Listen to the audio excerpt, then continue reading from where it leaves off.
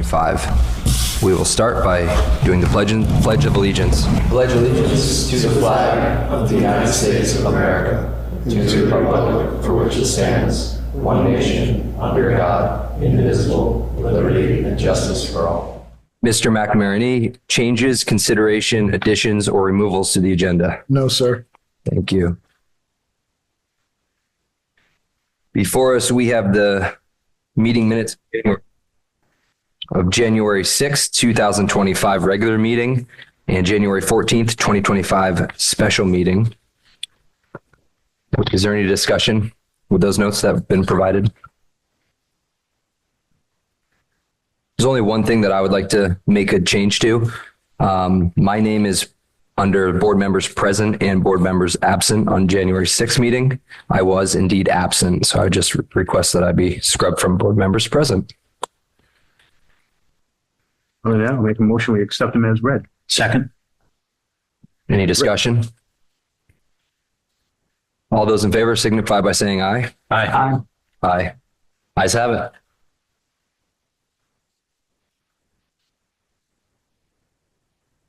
Comments from citizens? Hearing none, will continue. Department head reports. Should have all of those in your packet. Would like to say congratulations to Asher and Mary Clark. They just had a new baby. I hope they're enjoying that. And then on ambulance, I know we've talked about it in the past, Mr. McNamara. Is there any way that we can break out the Okemo calls as opposed to the entire mountain, just Sure. Okemo Mountain? Yep. Sure, I can ask Stephanie to do that.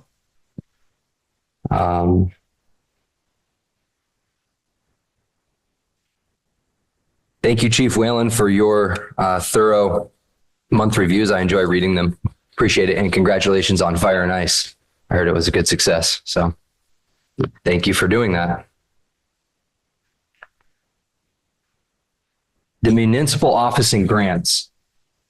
I wasn't here on the regular meeting on January. Is this new for 2025? That is the first report from This one.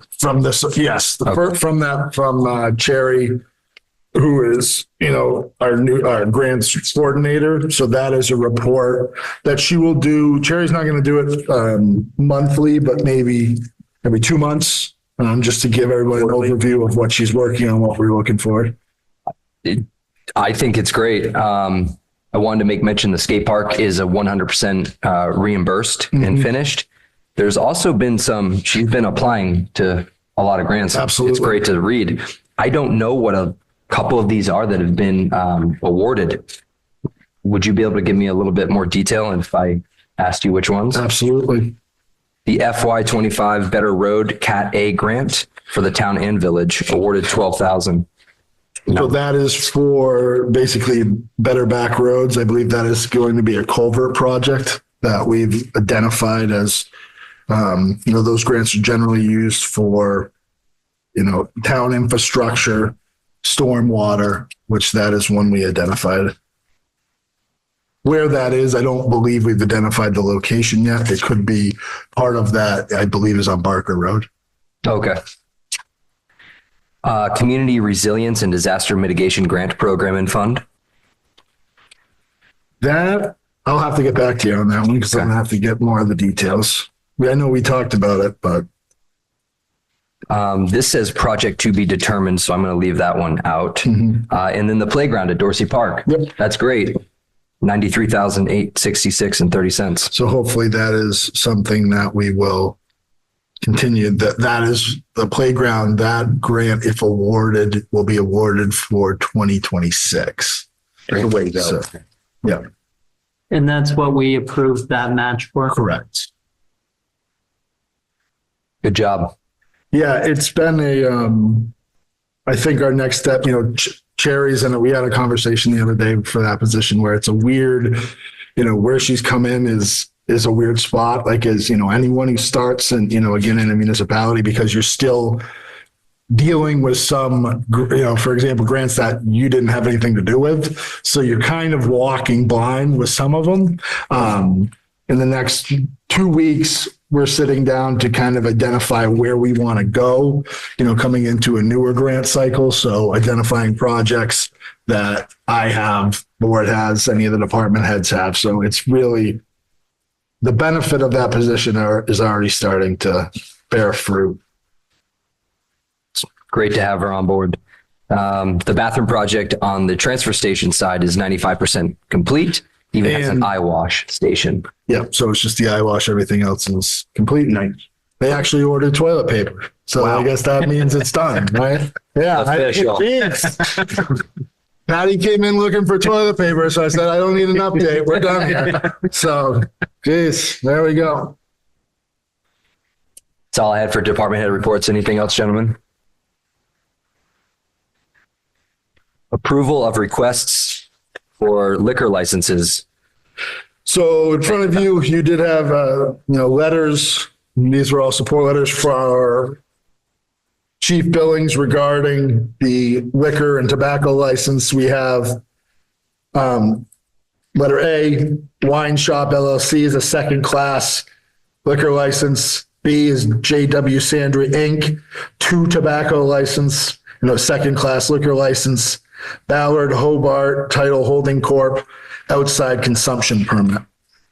Who is that one? It's a Legion. Legion. And just And to we can be, approve all these with, oh, sorry, just for clarity, the wine shop should say, yeah, wine shop, just so it's on the record that way. Okay. Yeah. Wine shop. yes, it is written that way. Thank you. YAH. Yeah. Okay, thanks. Thank you. And we can approve these all in one fell swoop. We don't have to individually. And Chief Billings is fine with all this, I see. So Yeah. make a motion to proceed with them. Second. Any further discussion? Hearing none. All those in favor signify by saying aye. Aye. Aye. The ayes have it.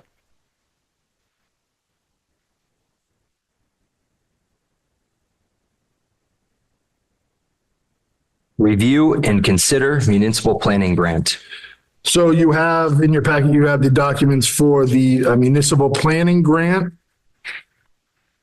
And Terry Carter is here from the Planning Commission to answer any questions. Maybe Terry, if you could just give the board a quick overview from your perspective on the grant. You'll have to go to the. Please.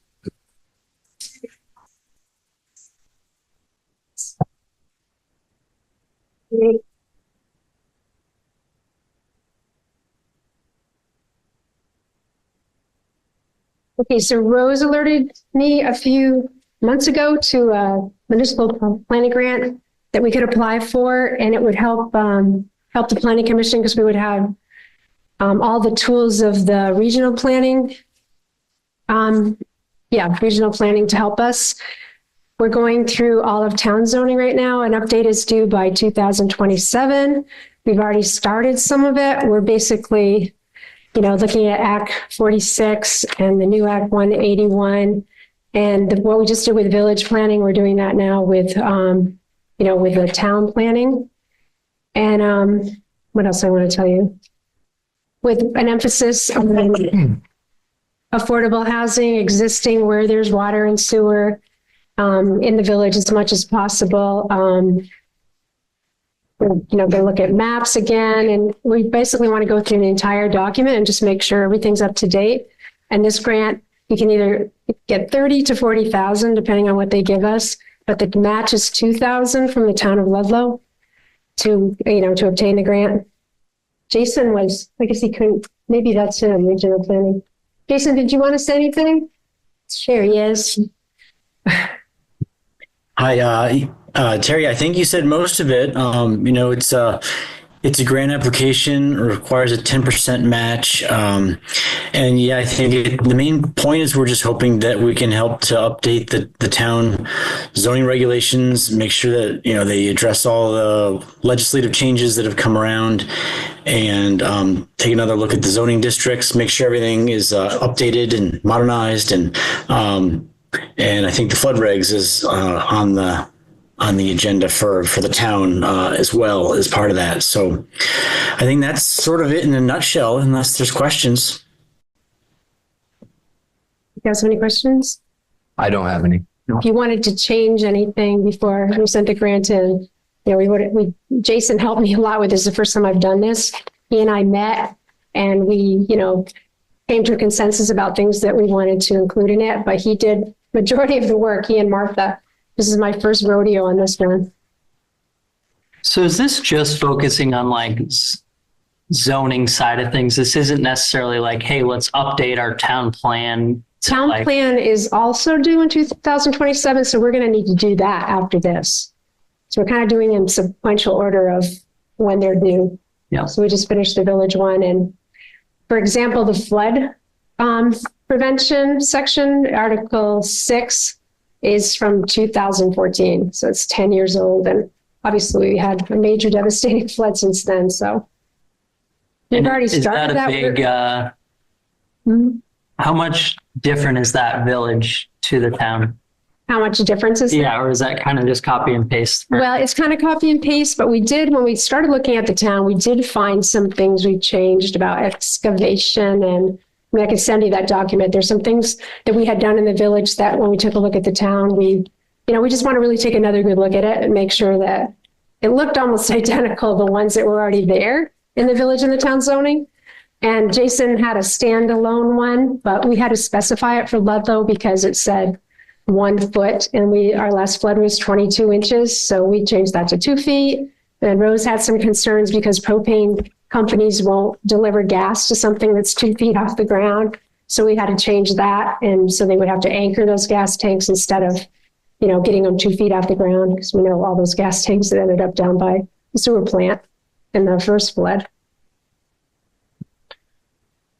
Well, I think anything that helps our town and you guys work together and structure this is a net benefit for us as a community. So Terry, nice job. I'd be in favor of it. Is there anything else from Ms. Carter? No. Can Thank I you. pass around the resolution thing? I think I have it. Yes. Yep, I do have it. We'll just need a motion. I make the motion that we move forward with the municipal planning grant. Second?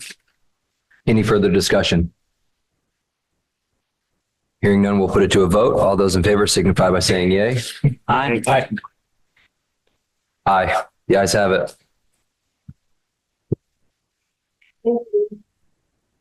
Thank you for your hard work on that.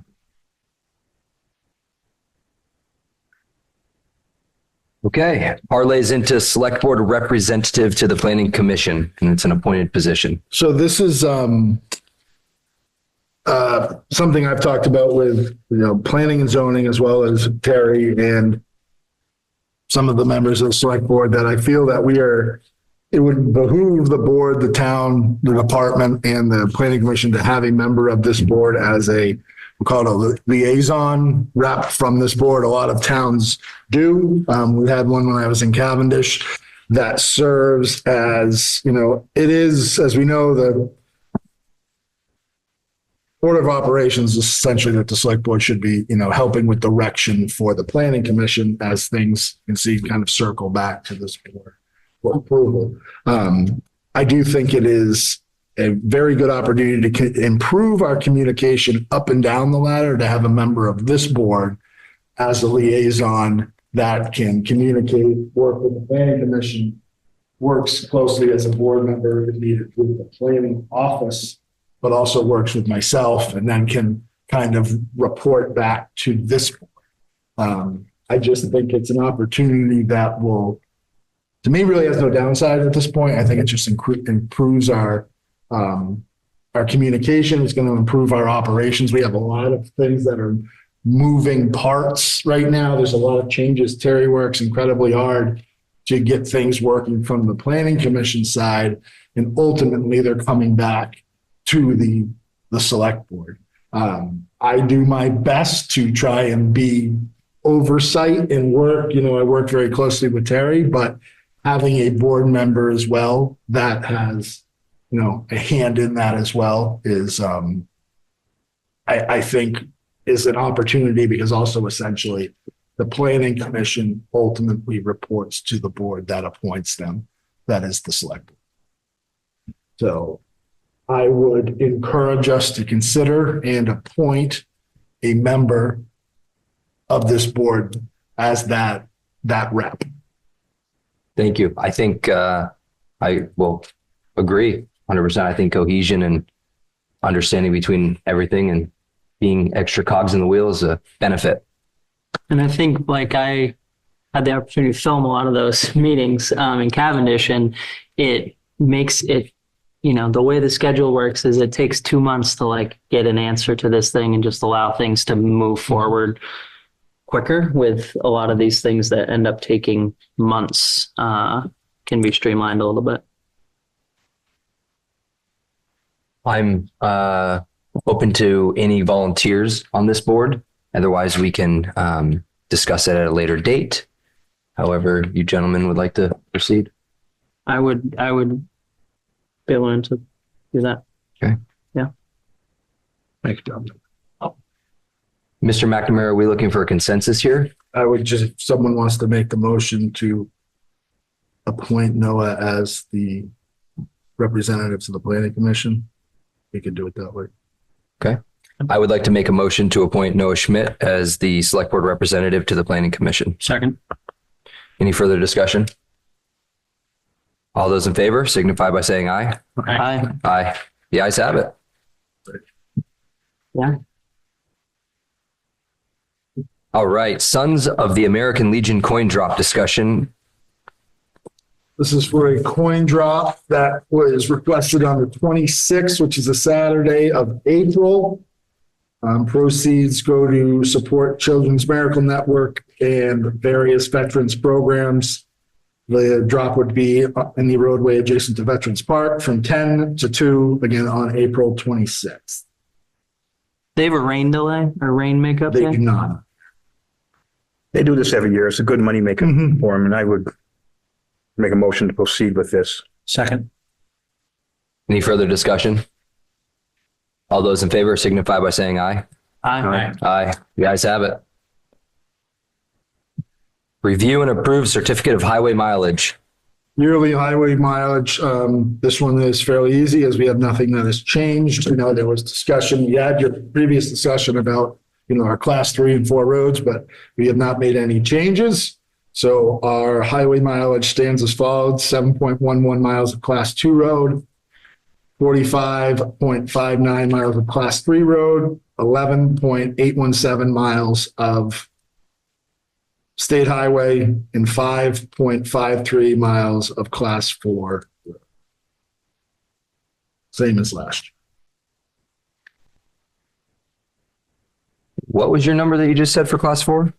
3.53. Thank you. I'll entertain any motions. So moved. Second. Any further discussion? All those in favor signify by saying aye.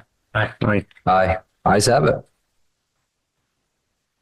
Annual town meeting preview.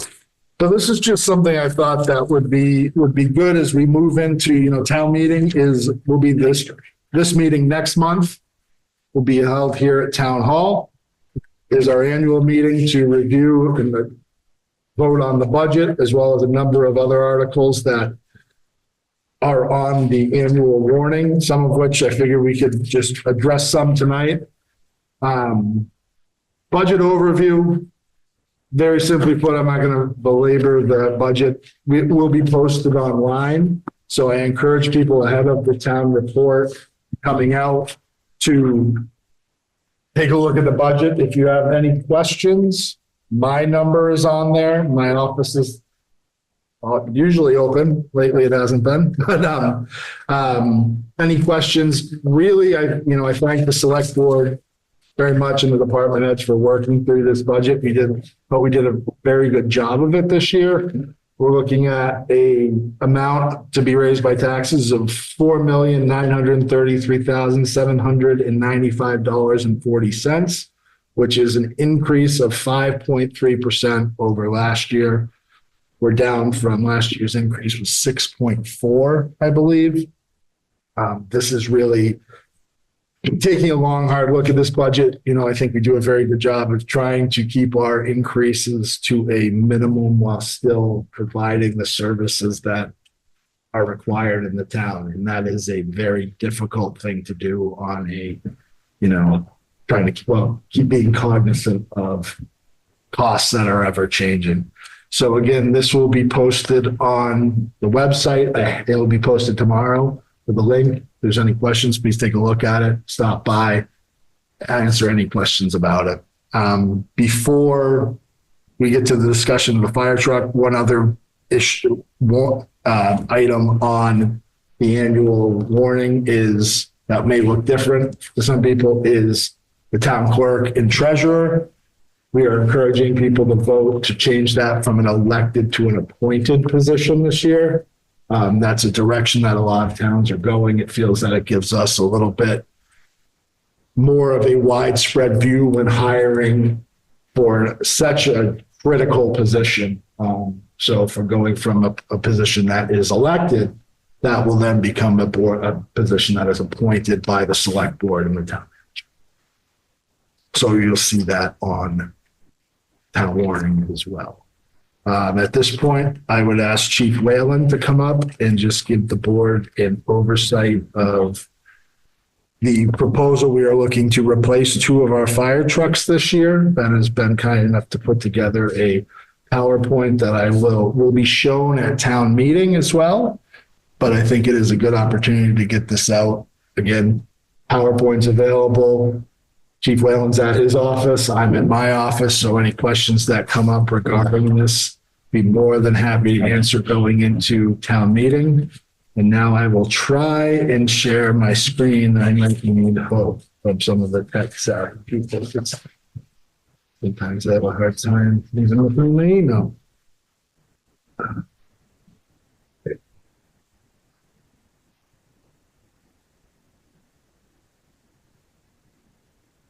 Man, I'm really good. Look at this.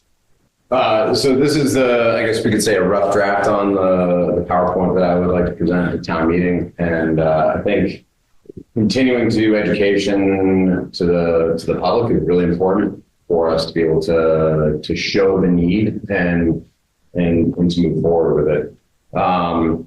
And so we'll work through this and we'll get some questions at the end. So through this, talk about the need for the replacement of engine 3, which in the future will be engine 1, because we don't have an engine 1.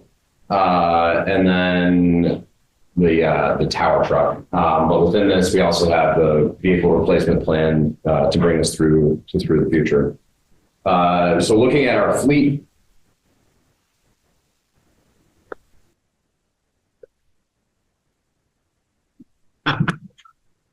we go to the next page.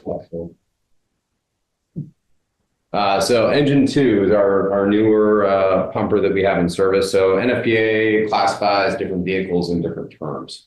So engine 2 is theoretically a pumper, but it does have a full rescue complement on it of hydraulic tools for extrication, some technical rescue tools, and a cascade system. As we look at aging tools, et cetera, a lot of those extrication tools on that truck are 20 to 25 years old. We did do full service on everything this year. Everything is functional. In a perfect world, I would like to see those tools in service until we replace that truck. And then as we replace it, have those new tools be part of that purchase at that point. So in service since 2014, and with the concept of keeping it in service for 20 years, the hope would be that we would be replacing it in 2034. Engine 3 is another pumper in our fleet. For us right now, it is our first due truck out the door. In service since 2024 with a 20-year replacement thought process, meaning it should have been ordered about 2 to 3 years ago. And one of the trucks that we're looking to get replaced as we move forward. If we were to order this truck today, we would not be seeing it in town until 2027 or 2028. So the continued maintenance that we're putting into it, I only see that growing. And we'll talk about that a little bit more as we keep going. Tanker 1 is a mobile water supply. It's got 3,000 gallons of water on it. It is really critical for our needs outside of the hydrant district, and really is an invaluable tool. In service since 2010. With the use of this vehicle, I'm currently proposing that we try and get 25 years out of it, and extend its life. It's not going out the door quite as much. And I think that 25-year mark is something we can work with. And certainly we can evaluate that as we move forward. Right now, it's been a pretty rock solid truck, other than some initial issues back when it was first purchased. But it's good to go out the door every day. And from someone whose past experience is driving a 1985 Mac with a split speed 9 and 4,000 gallons on it, it's a Cadillac. So it's a good truck. Replacement concept of 2035. Tower 1. So I was 9 years old when this was purchased. And it rolled into town. And so it's been in service since 1994. It is 31 years old this year. I got to say, the folks on the department have done an incredible job keeping all of the trucks looking really nice. And when you look at them, you think, boy, that thing's can't be that old. As an example, this truck spent 3 or 4 months at the shop. And I think I started in June, and it was August or September before it actually was here for me to see. So a truck that's been needing quite a bit of service. Replacement time, I would have liked to have seen it replaced back in 2019. That would have been 25 years. So going with that same concept as the tanker, 25 years of service, and then work on getting those things replaced. That is a 3 to 4 year build time. So we'll be looking at 2028 to 2029 before that truck shows up, if we were to order it today. Utility 1, it's been a tow vehicle for us, a people mover. It's been in service since 2004. We are looking to get this replaced in 2025. We'll use some equipment fund money to get that set up. We'll make a committee and figure out what the best package is moving forward for us, whether or not it'll have a utility body on it or a flatbed, but something that'll be diverse and capable for us. And we do need that tow vehicle for the next one, which is Utility 2, which is our off-road vehicle in service since 2019. My thought process on this is try and get 15 years out of both the utility and the trailer that it comes with. And so a replacement time of 2034. I do think it's really important to mention that the association, from what I understand, paid for the utility when that was purchased, as well as Utility 2 and the trailer. So those were things that the association fundraised for, supported, and made happen, and then donated those to the town. Chief 1 is our 2024 command vehicle. Just got placed into service, looking to replace it probably in 2030. I thought this would be a good opportunity to show folks what the actual trunk of that vehicle looks like. And there's a command post back there with several radios, a grease board, and then the ability to throw my iPad up there and use that for additional resources. As we talk about emergency vehicles, we fall into a couple different standards. Per NFPA, we have NFPA 1900 that has incorporated several other NFPA standards, so NFPA 1901, 1906, and 1917. And then there is OSHA CFR 1910-156. NFPA 1900, next slide. So NFPA 1900 comes, I would have to look at it to tell you exactly how many chapters there are, but essentially every type of fire apparatus that there is has its own chapter, and it says what tools are going to be on that, what the maintenance is for it. It goes through every gambit of it.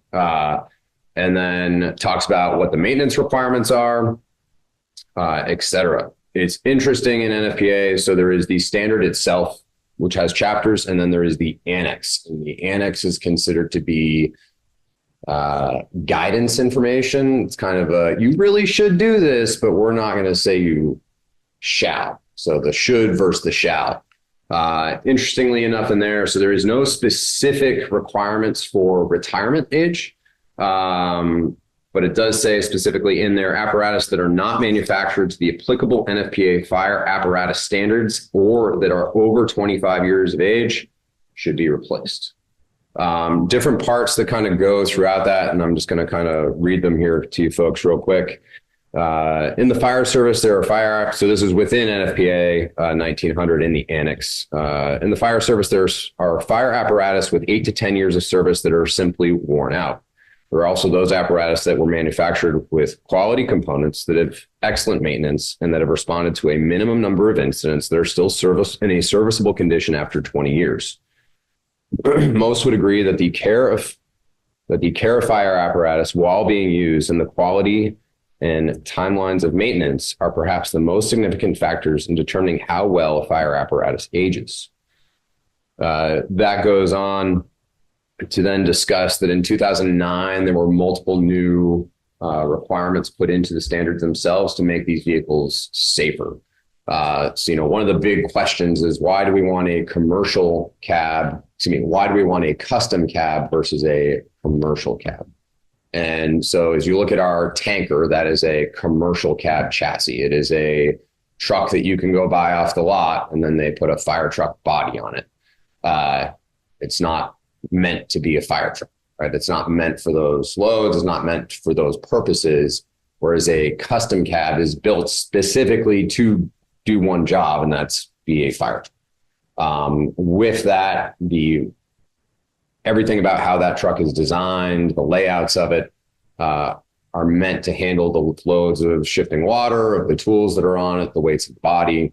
And additionally, the cabs are drastically safer. I believe I would have to look. At one point, I believe the crush rating of the cab on a commercial chassis was around, we'll say 15,000 pounds, whereas a custom cab was 70,000 pounds. And you think about the amount of weight that's there with that vehicle, you're keeping the folks safer. And intuitively just the controls and how they operate, safer to be on the road, which means safer for firefighters, the public that's around us when we're driving them, and so on. OSHA. So in 1980, OSHA CFR 1910 was created. It was called the Fire Brigade Standard. It has not been modified since then. At this time, so Vermont is an OSHA state.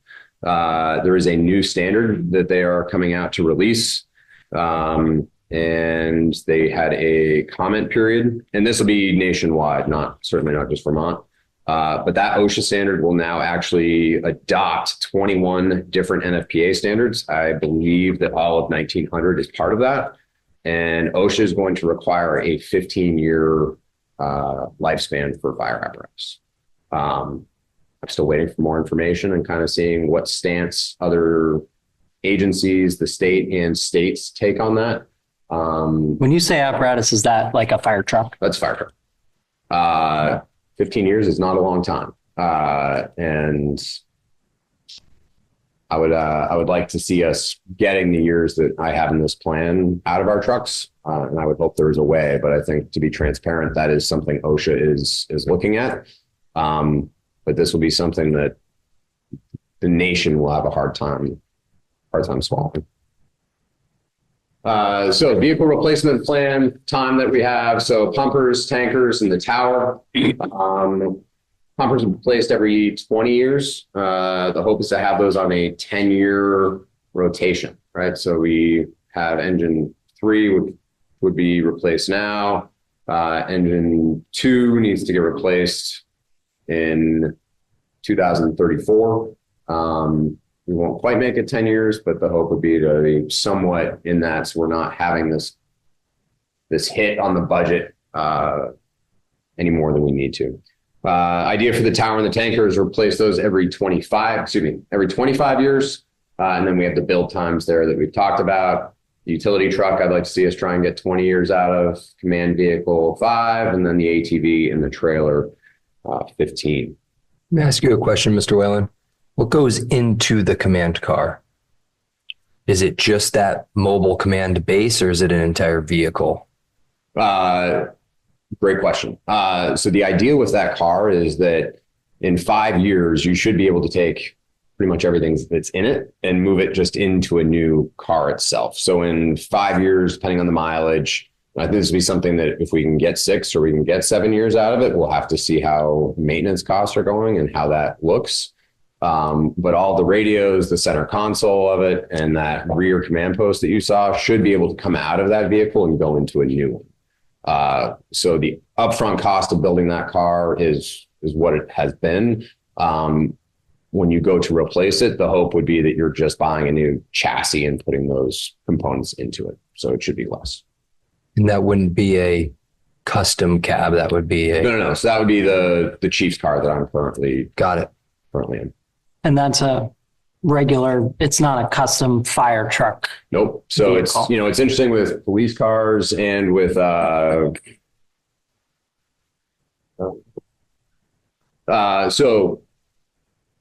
give us a second.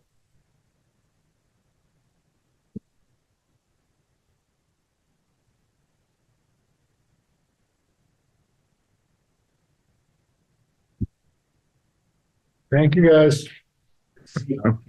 I'll pay attention, and if you need something, I'll come play. Sorry, somebody was asking a question. We were just talking about command cars in your personal chief vehicle. Okay. Cruisers and the rig that I'm in. So different manufacturers come out with different models of vehicles, and essentially the Tahoe that I'm in is a work car. So when you go buy a truck, right, you can look at those different models and they have that work truck option that's a little bit less than everything else.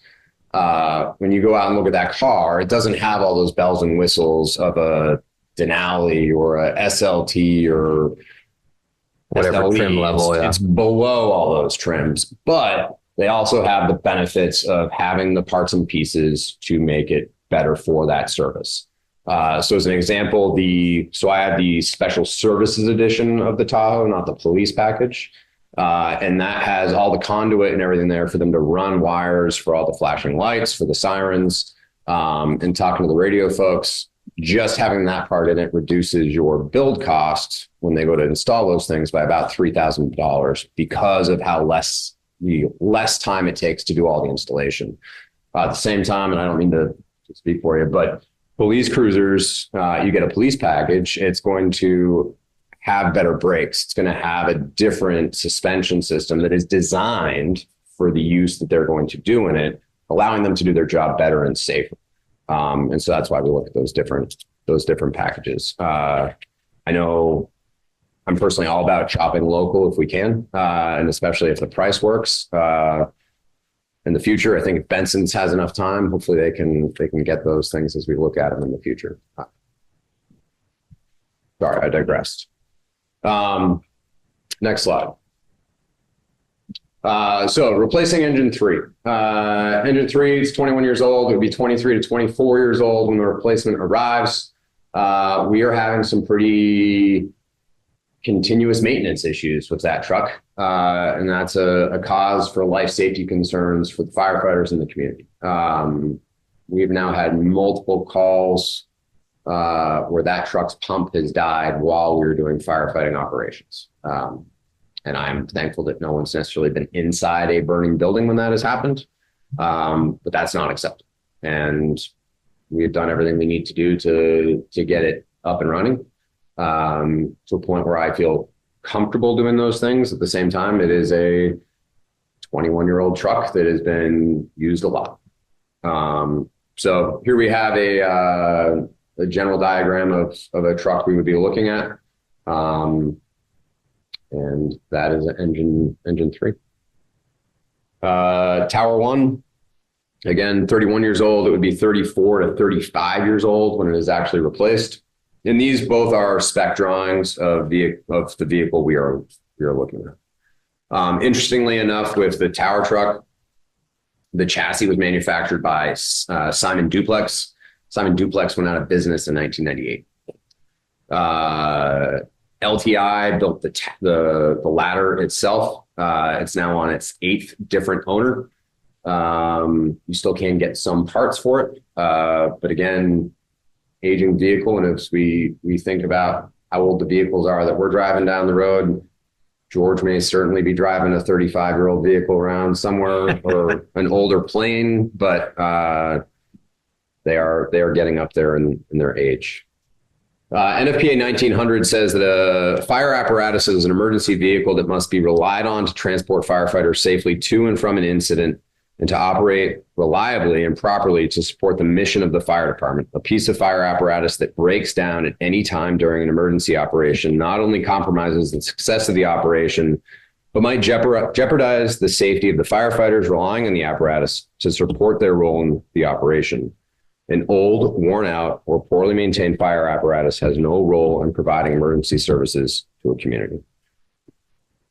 So the big part is, how are we actually going to fund this and what makes any sense? One of the last meetings I was at, I was just asked, well, what are we going to do with the equipment fund and how is that going to work?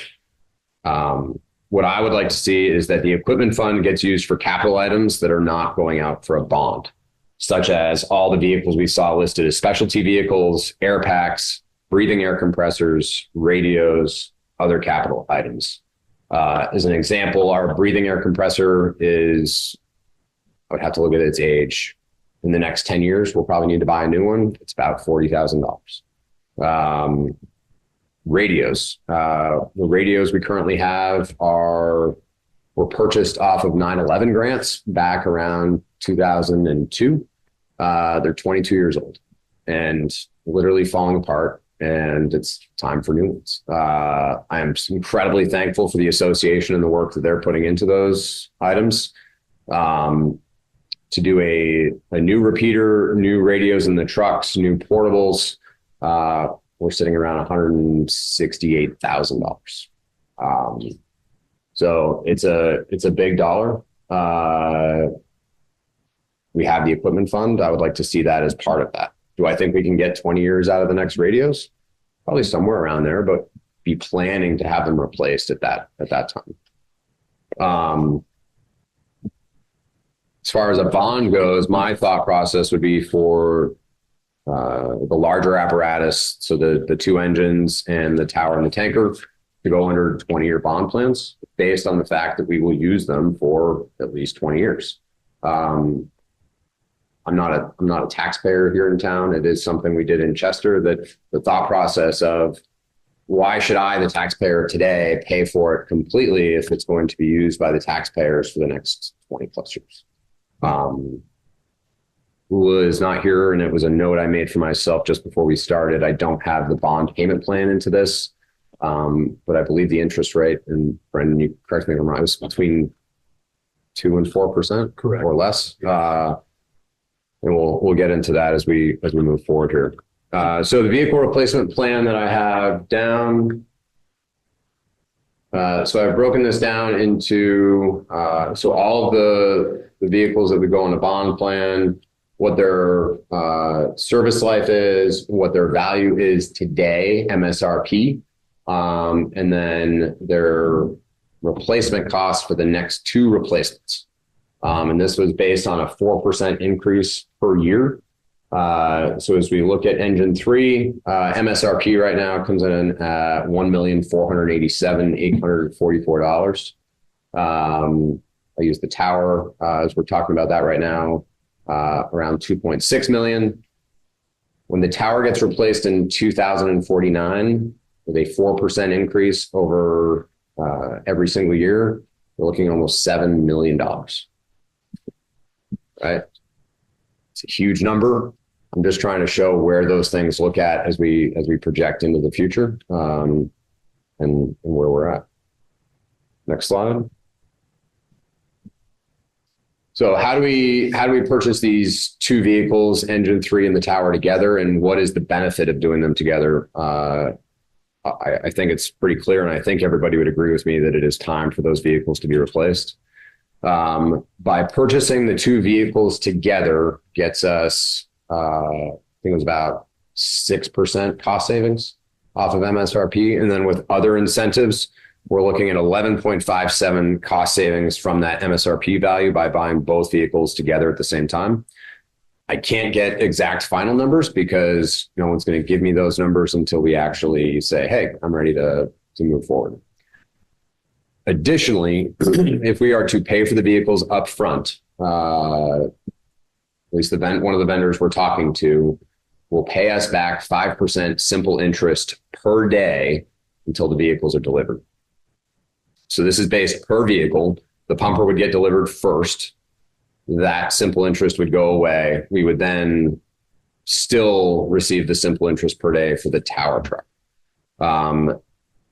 My math shows that the simple interest back on those two vehicles covers more than 2 years of the bond payment plans. So here's a breakdown of those numbers. The engine goes to 1.3 million from 1.48. The tower goes from 2.6 million to 2.3 for a total. And this is what we are looking for in the bond of 3.623 million. By doing the pre-buy, that simple interest paid back per day over the expected time it will take gets us paid back $543,450, which means our total for the two vehicles comes out to roughly $3,079,000. Ben, excuse me, would you like these slides to be dented to the minutes? I think and if so, I'll send it to you. yeah, I would love it to be, again, education is the biggest thing we can do here. So I just didn't, just nope, wanted to I appreciate that. dent it to the minutes. And absolutely. And then next slide is, does anyone have any questions? What is NFPA? National Fire Protection Association. So they are in the standards business. And so as you talk about building codes, those are all NFPA codes for Vermont. Others use IBC on that.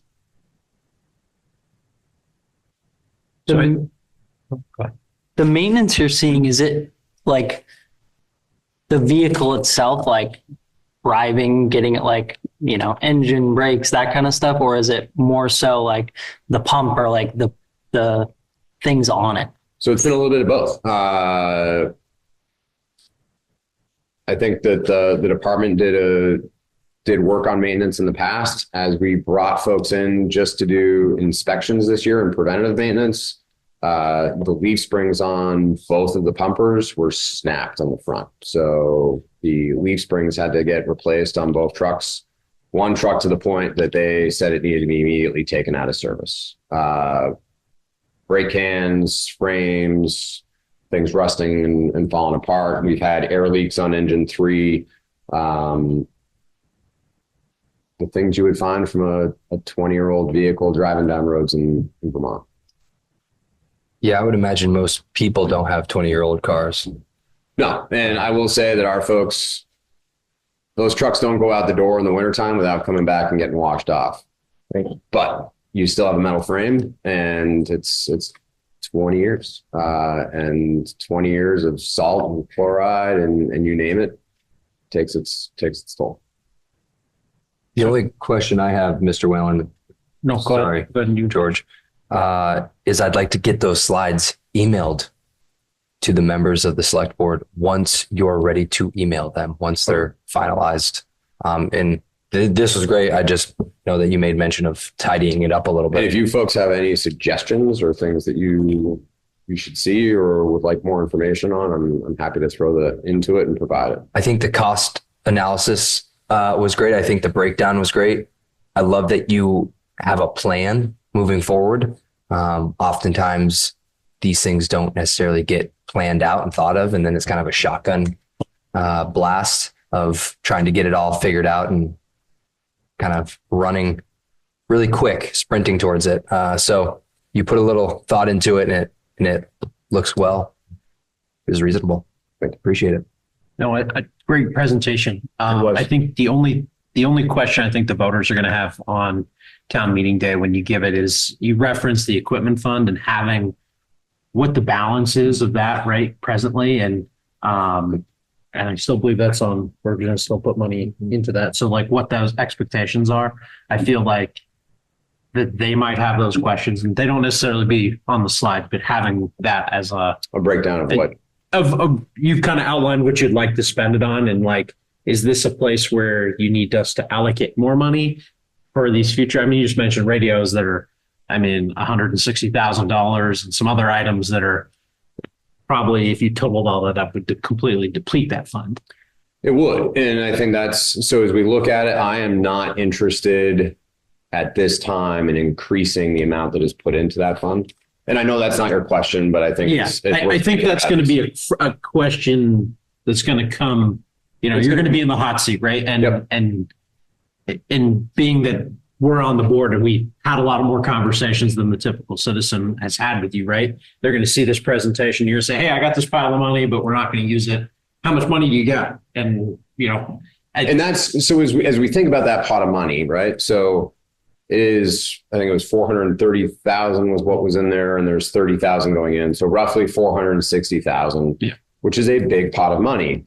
When you then think about the amount of the vehicles, and then the fact that we can get 5% simple interest if we don't offset that, I think getting that 5% simple interest, even on that extra 460,000, will make dividends in the end. And I think that's probably partially what you're speaking to. I agree to what you've proposed, and I support that. I just think that might be a question that's raised that if you add that or at least have that knowledge. Okay, I will throw that in. That's a very good presentation, and I think that's very straightforward explanation. Where in other talks where we don't have that visual, it doesn't make you trying to keep all those numbers in your head. So, but thank you very much. That tower truck was out for that period of time. Is that a common like there was a fire on third floor in Main Street during that time? What happens in that scenario? So if we needed an aerial vehicle at that point, we would be looking for Rutland City or Springfield to respond in. And chances are by the time they got there, there would be no way of getting an aerial truck into the scene because it would be blocked up by hose and other trucks. My intention is that we will, unless there is something catastrophic where a truck actually has to go sit at a dealership, that our maintenance from now on will happen at the firehouse. And that way the truck is there, it's there for us to use and so on. So I've started using ATG out of Westminster to do our general preventative maintenance. And they send a truck up. The brakes on engine 3 needed work the other day. Called them up, they came up and took care of it. Yes, there's an added cost to it, but the risk management part is we're not driving the truck down the road to get it worked on. And it's in service. They can throw it back together real quick if they need to. Because we don't really have duplicates of those vehicles. No. And so, you know, I think a question we talked about earlier is, well, what about refurbishing the tower as an example and just getting it refurbished? And doing some cost analysis, it sounded like it would probably cost $1.8 to $2 million to do a refurb. You would have to send that truck out for 2+ years to have it refurbished. So we would not have that truck available to us. And then when it comes back, you still have a 35-year-old truck. So, any maintenance we can do in-house now, we will. I don't have intentions of sending them back to Albany, which is where they've gone in the past to get worked on. A different dealership and work group, DeSourcy, will come to the shop and do all of our pump work. You name it, they'll take care of it. So, appreciate your time. Any other questions, gentlemen? Thank you, Mr. Whalen. Thank you. Thank you. I have some stuff to follow up on, but I will hit you on new business, so I'm not out of order on diligence. Local options. So kind of intentionally behind that, you know, what we just went through, and I'm not going to get too far in the weeds on this, what we just reviewed by Chief Whalen is an incredible amount of money. but it is in a lot of sense, as some of the projects, and one that I'm going to touch on after this with our, our flood control dams, our fire trucks. This is capital projects that, whether we like it or not, are kind of an inevitable cost here. So one item that is being proposed is the local options tax, which is a 1% tax that the revenue generated from that would go to town capital and infrastructure projects. We have had a committee that has been looking at this, has held 1 or 2 public forums that had some good attendance. We will be holding another public forum on the 26th, the Wednesday before town meeting, to kind of review and answer some of these questions. We have 2 board members that are on that, but just to give you an overview of this, if that vote were to go, hopefully passes for these fire trucks, that's a bond payment of, we're going to call it $200,000 a year. That is going to go one way or the other onto the budget. Last year, 2020, from 7/1/2022 to 6/30/2023. So for 1 year, if we had the option tax here in the town of Ludlow, we would have generated a total of $998,356.25. State gets 30%.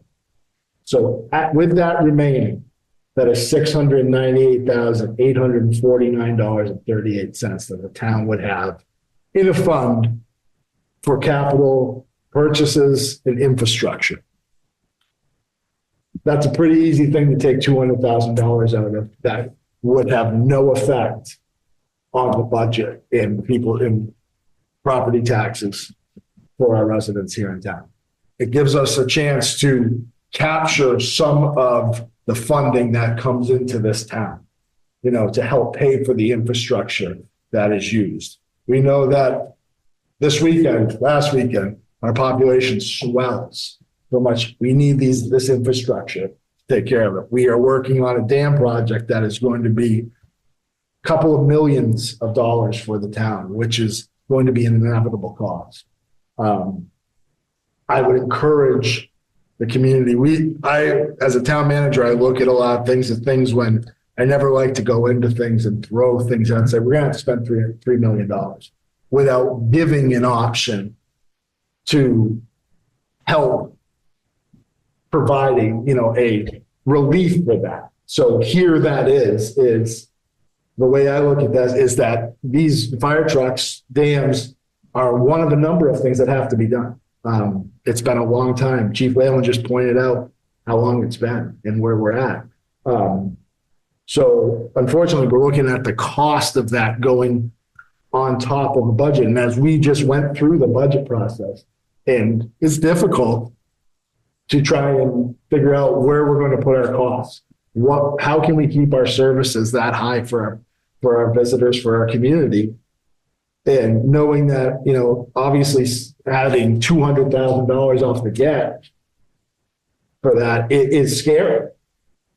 This options tax to me, and I'll speak for the options tax committee, gives us a complete jumping off point to say, great, this gives us, I believe that's, a quarter of the payment that we already received.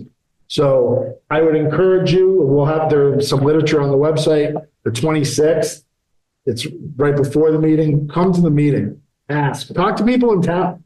That's really, you don't take my word for it, but talk to some of the folks that you see when you're out for breakfast or getting gas and see, really how it will affect you. I know tax is a bad word, and I'm the last one. I do all my shopping in Ludlow too. So, the benefit to the taxpayers and the property owners in Ludlow is going to far outweigh what a 1% option tax is going to do up front. That's my honest opinion for what we have coming here. So that's really the kind of the overview of the meeting. Again, thank you, Chief Whalen. Thanks the board for, working hard on the budget. And again, I'd ask you to attend the options tax committee come by my office. I can give you some more insight on what I think, but that's what I have on that item. Thank you, Mr. McNamara. I do have one question for you quickly. The local options tax, I implore everybody to read about it on the website. I think, are your meetings filmed? Can they watch it on Okemo Valley TV? Yeah. My question is this going to, you threw out a figure of 900,000, I believe. Is that figure based on what goods and services? All of them? So that is based on taxes for retail, rooms and meals, alcohol. Rooms, meals, alcohol, And general sales. retail. Yeah. So- Anything that has the normal. And there are, it will be posted, and when I say general sales, there are a number of exclusions that are, groceries are not taxed. That's what we want to get to. So that is on the groceries are not taxed. Soda, there are some things that are, medications. How are we going to tell our townspeople? Well, that will be, the exclusions are listed right on the website. That's why I encourage people to look there. It will be run on Okemo Valley TV. Come to the meeting on the 26th. Again, Hear that, everybody? Yeah. So, Okay, thank you. Municipal manager updates. so just a few. First one I'm going to touch on, we've been as it was discussed at the last meeting, is the lease with the expeditionary school. Mr. Pullinen, who is not here currently, but Mr. Blodgett is, for any questions, been working on a proposal of a lease that you have a draft of, has increased to a yearly amount of $12,000. It seems like we're moving in the right direction there. One thing that Pat and I are just going to look at is the length and any subsequent increases, and we'll call underlying services, use of the building, et cetera, for that project or for that lease. Once he gets back in town, we'll continue to look at that, but I think we're in a fairly good place. One thing I think the board, as we've kind of circled back to this, is what, aside from the school and what they use, where are we going with the building, use-wise, and what correlates with the school, if it's there, if it's not, what, we have to look. We're looking at a 2 to 3 year lease with the school is what's been requested, but we need to look 5 to 10 years as well, where that the school is grown and we have a population of 200 kids there. Fantastic.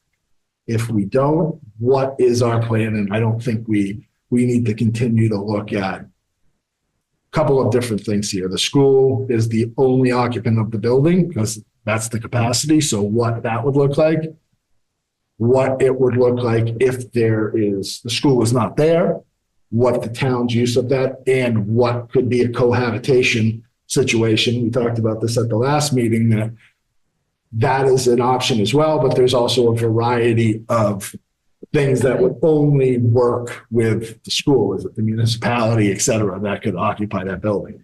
I think we need to give some long, hard thoughts to that, and have a plan, an overview in place sooner than later. I think we owe it to the community and to the taxpayers. It's been, it was brought up last year.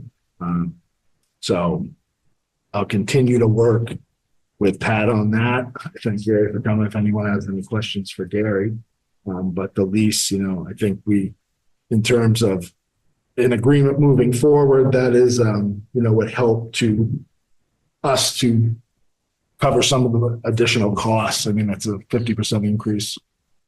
100% increase, Yes. isn't it? Mr. McNamara, just a quick clarification point. When you're negotiating a contract with town-owned buildings, does the select board sign off on that contract, or do you have the authority on that? By practice here, it has just been an agreement with the ESBR and the town manager. Obviously, the board is, as you guys are I loop you in on everything, as I feel that's prudent. I think we should But I would probably, once this, so I think the last lease, to be honest with you, like it was an extension that was verbalized here. Because of this situation, I think that it would be something that would be reviewed and voted on. And if memory serves, you weren't the town manager at this time, but I believe the select board at the time, back in 2018, we all were in agreement to give the town manager full authority to negotiate and sign that contract. Okay. So if that's something that you would like to look for tonight at the board meeting, I'd be happy to with that. Mr. Blodgett, would you mind giving us a brief overview of your growth in the SBR and where your projections may lead us?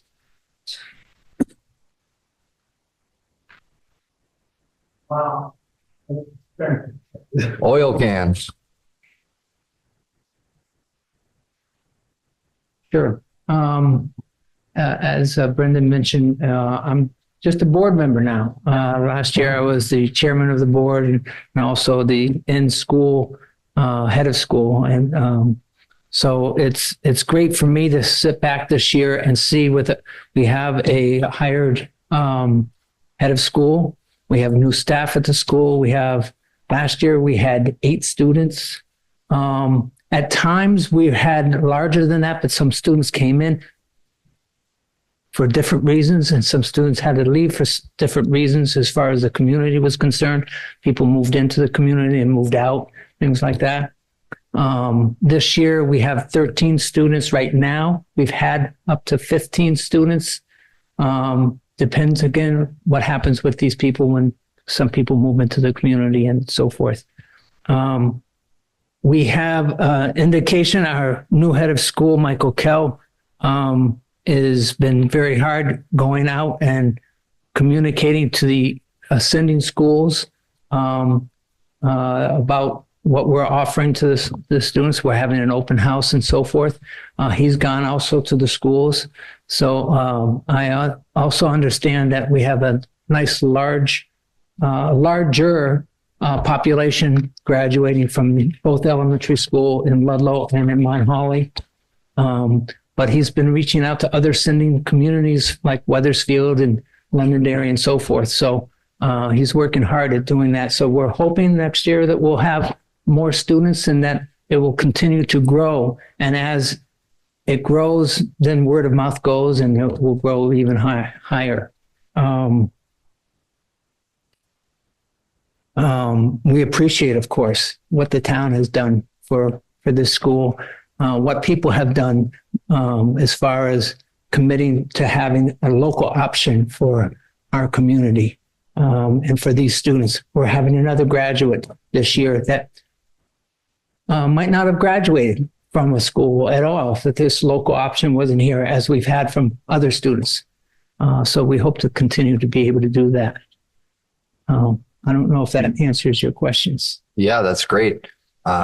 Outreach is always important. Yeah. Especially growing the student body. And I know community is going through a phase right now where there might not be so many young kids in the area. So I wanted to thank you guys for doing what you do. Well, and if we want to encourage that in the future, it'd be nice to have something here as a local option, as not the only option. I mean, it is nice that our community has that option, that the voters in the town, you know, when they did close the school, which was not everybody's wish, of course, but when they did, at least the town had the foresight to say, hey, we want to have options. And so our community has options. And I hope people who are looking at coming into this community as families realize that they have options. If they want to, they can send their students to other schools, or they will have a nice local option here for those people who would like to have an interesting school that's right here that they can go to and not have to travel so far. If that makes sense. It does, Gary. Thank you. Thank you very much. Yeah, thank you. Fellow select board members, do we have a general consensus? Oh, I'm sorry, Mr. Alden.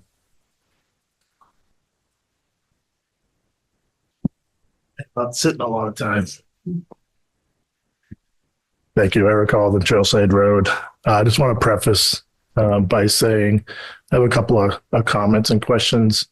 But I want to preface by saying, my questions are in no way to disparage the school or the work they're doing down there, but I think they're fair questions to ask. Back in 2020, I believe it was, not 2018, 2020, when the town decided to take the building, there was a condition on that there was going to be a decision made. And, like a lot of things, that decision has been kicked down the road for many years now. I was going to equate it to the transfer station bathroom, but now that we're done with that, I can't do that. At that time, the chair of the select board said the town, and I'm quoting, "Town has to do something with the building. We do not want to wait 5 years to sell it. It's not in the best interest of the taxpayers of Ludlow." We're 5 years down the road now. In 22, the select board chair said he wanted to discuss the building. We need to do something with this building. This has been longer than we'd originally agreed upon. It's not in the best interest of the taxpayers. I'm not against having a school there. I actually think it's a great idea. But what I'm concerned about is that there's no plan, and that it's not fair to the school themselves to have to go through this lease negotiation every year and get an extension. Maybe it's going to be extended, maybe it's not. That's not fair to the school. But it's also not fair to the taxpayers that no decision has been made on what to do with this building. At the last meeting, Mr. McNamara had mentioned that, one thing that wasn't going to be a possibility would be housing. And the rationale that was stated was that we're not going to put housing next to an elementary school. That comment made me think about it for a minute. I said, wait a minute. Is there really no residential buildings anywhere near elementary schools? So I did a little math, if you'll oblige me for a minute. The distance between the high school and elementary school is 97 feet. There's a residential home within 42 feet of that school. And there's another one within 150 feet. These are all elementary schools here. Cavendish has a residential property within 60 feet of the school, another one within 99. Stowe has one within 16 feet, and another with 39. Bellow Falls, 29, 61, 54. Burlington, 21 feet, 39 feet, 70 feet. Manchester, 50 feet. You get the point. So to dismiss residential use might be short-sighted. I guess the town would decide that. And the other comment that was made was that there was no plan brought forward for the school. And my thought was, the town has never asked for a plan. There's been no RFP to say, hey, does anyone have an idea what we should do with this building? What has happened meeting after meeting is it just gets continued down the line. Town has spent, since it's owned the building, about $500,000 to hold that building, and they've received back about $20,000. That's not a good, that's not good math there. If the town and the folks want a school, then this town and this board should support a school 100%. Get behind it. I don't see that's what happened. What I see is it's a great idea we have a school, but there's no real action behind it to secure their place here. Either secure their place or let them know that we're going to go in a different direction and figure out what to do with this building, and do it now. Make a plan. The chief's plan they did, oh my God, I can't believe it. It was the best plan I've ever seen. We need one of those plans. Lay this out and figure out what to do rather than just kicking this down the road and costing the taxpayers more and more. And, another question I had, and maybe Mr. Blodgett can answer is, and again, I say this with all due respect, but what's coming out? What is the product that's coming out of the school? Is it worth this expense? Maybe it is. I don't think the taxpayers know that. Are these kids prepared to go to college? Or are they just meeting the bare minimums to get by? I'm not sure that's been discussed, but I think it would be prudent for folks to know whether or not to support a school all in. You know, these kids coming out and just going to get a low wage job. Is that worth this cost? I guess folks would decide that, but they don't have that information. So I would ask for a plan to be put in place. Giving them a 2-year lease isn't really a plan. That's just kicking us down the road for 2 more years, and then we'll be in the same spot. So I'd ask that some real thought be put into what to do with this building. And if it's going to be a school, then back it 100%. Thank you. Thank you, Mr. Alden. Great points. I know that we were saddled with that building when the school closed. And I would assume most of that $500,000 projection doesn't go directly towards the school. It goes towards maintenance and upkeep of that massive building. Okay. And I know that we did do, it was on one of the town voted articles a couple of years ago to give you guys a stipend, which the townspeople approved. And perhaps, Mr. McNamara, there's room in negotiations to base it on percentages of growth. Maybe there is a committee that can meet to explore all the different options that we can have for that building. There are ways to get clever with what to do with that building. And I think we owe it to the taxpayers to do that and to be clear about it. So, you know, we've formed a committee for a charter. We formed a committee for a local options tax. We formed a committee for a rental registry. We can form committees, better explore it, and come to some sort of conclusion. It was a 5-year plan when they first took over the building. I think it has been 5 years now. I think this is the 5-year mark, hence the renegotiations of the contract.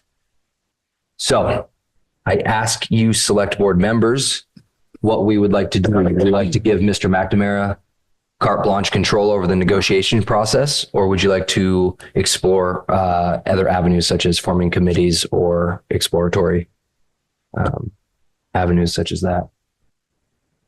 I think letting him negotiate on the behalf of the select board in this case is a great, I mean, I would back that also. I mean, it takes we meet once a month. I mean, realistically, it's not realistic for us to hamstring him in that negotiation. I mean, him play basically the carry the water back and forth. I would agree, but I think the plan is something that, you know, we don't want to be here in 2 years and, hey, we're getting $24,000 a year now. And, or if that is what it is, kind of being able to know that that is the case and, hey, we're going to be supporting this over the next 10 years. And, yeah, but I think really looking at it and, you know, and maybe that's something that gets worked on over the next few years, but ultimately we need to be moving towards that point of not having the taxpayers essentially subsidizing that operation. It takes a while for independent schools to gain a foothold or gain a footing. And I don't know if it necessarily has to be in the old high school building.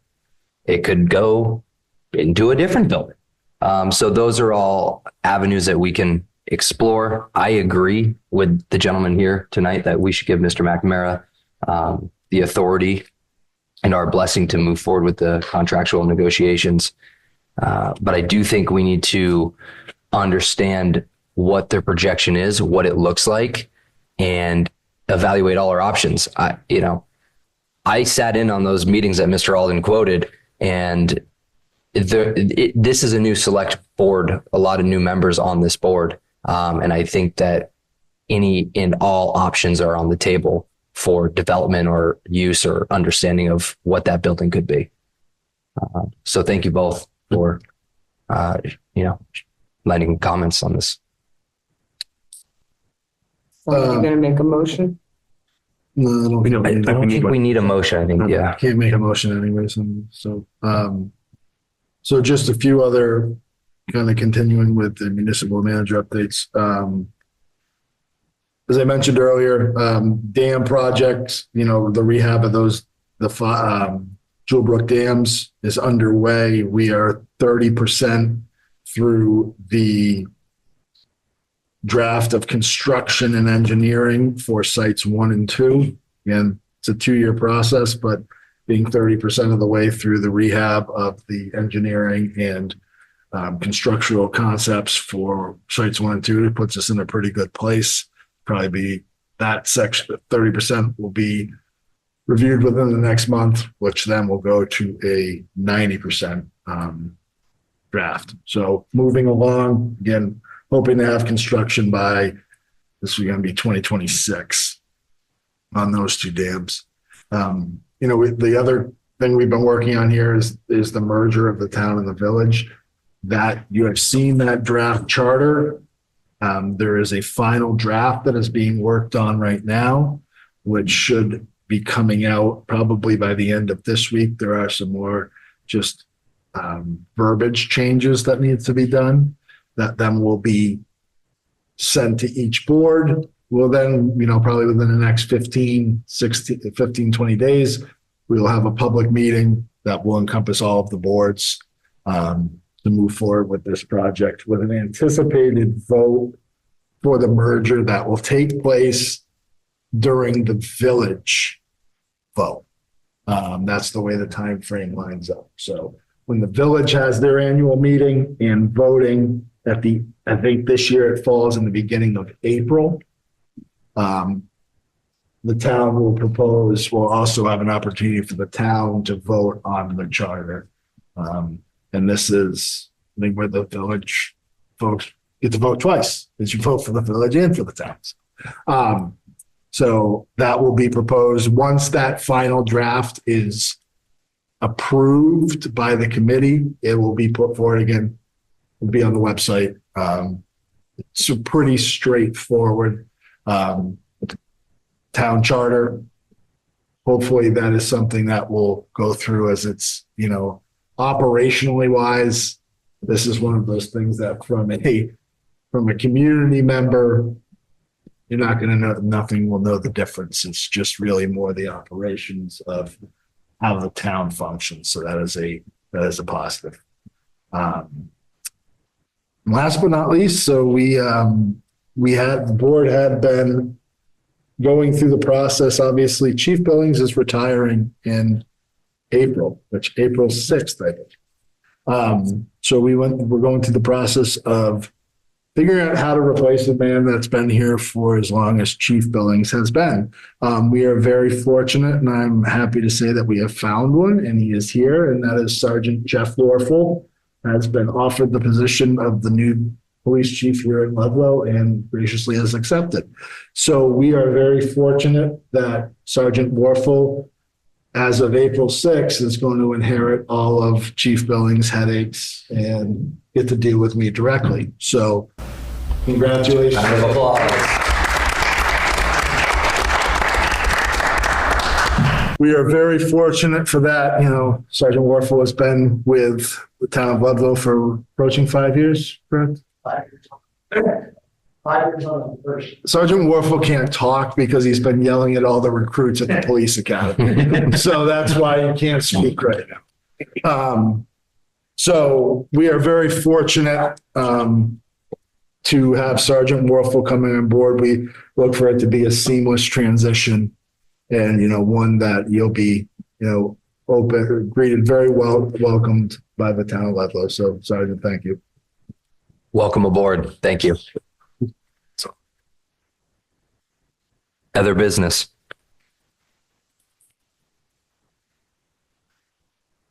Hearing none. Possible items for next. I'm so sorry, Mr. Whalen. You made it. Blind today. I didn't know if on your agenda it was new or other, so I apologize. So you brought up Fire and Ice earlier, and I just want to continue the trend that that's the association, and then the fire department's the fire department. So the association had a great turnout with Fire and Ice, and I haven't seen the final numbers. Neil, Neil, who left the call, would have been able to speak on that. But from my outside view in, wouldn't have been possible without Kathy Burns and her team taking the lead on helping out, and the folks donating a ton of their time, and certainly, again, being on the outside looking in, the amount of local businesses and townspeople that supported that is inspiring, and it wouldn't be possible without every single person. So on behalf of them, even though I don't speak for them,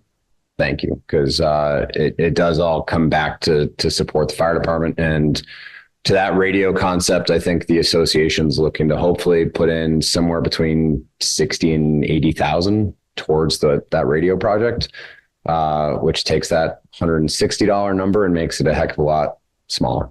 So good stuff, good efforts, and I appreciate what that group does for us. Thank you. Thank you. Possible items for next meeting, March 3rd. It's town meeting. Do we have to sign any warrants? If we did, I didn't bring them up. Perfect. You'll have to come back and see me.